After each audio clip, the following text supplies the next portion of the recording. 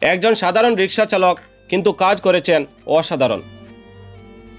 অসমের পাতারকান্দির ৮৮ বছর বয়সী হাজী আহমদ আলী, যিনি রিক্সা চালিয়ে গড়ে তুলেছেন ৯টি স্কুল। তার উদ্যোগের স্বীকৃতি দিতে ২৬ জানুয়ারি প্রজাতন্ত্র দিবসের মঞ্চে দিল্লিতে আমন্ত্রণ জানানো হয়েছে তাকে। শিক্ষার প্রতি ভালোবাসা এবং গ্রামীণ শিশুরা যাতে পড়াশোনার সুযোগ পায়, সেই স্বপ্ন থেকেই শুরু হয় আহমদ আলীর যাত্রা। মাত্র দ্বিতীয় শ্রেণী পর্যন্ত পড়াশোনা করার পর পরিবারের অভাবের কারণে তাকে কাজে নামতে হয়। পাতারকান্দি থেকে করিমগঞ্জ শহরে গিয়ে রিক্সা চালানো শুরু করেন তিনি। রিক্সা চালানোর সময় তিনি করিমগঞ্জ শহরের স্কুলগামী ছাত্রদের দেখে ভাবতেন, আমার গ্রামের শিশুরাও যদি পড়াশোনার সুযোগ পেত।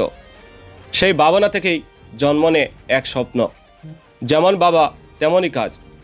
নিজের আয়ের প্রতিটি পয়সা জমিয়ে একে একে তৈরি করেছেন ৯টি স্কুল। আর আজ তার বয়স ৮৮ বছর, কিন্তু তার এই অবদান জীবন্ত এক অনুপ্রেরণা। তার স্কুলগুলি এখন গ্রামের হাজার হাজার শিশুকে শিক্ষার আলো দেখাচ্ছে। আহমদ আলী প্রমাণ করেছেন, স্বপ্ন দেখার সাহস থাকলে কোনো কিছুই অসম্ভব নয়। ২০১৮ সালে প্রধানমন্ত্রী নরেন্দ্র মোদী তার মন কি বাত অনুষ্ঠানে আহমদ আলীর কথা উল্লেখ করে বলেন, এমন মানুষেরাই সমাজের আসল হিরো। ২৫ জানুয়ারি শিলচর কুম্ভীরগ্রাম বিমানবন্দর থেকে তিনি দিল্লির উদ্দেশ্যে রওনা দেবেন।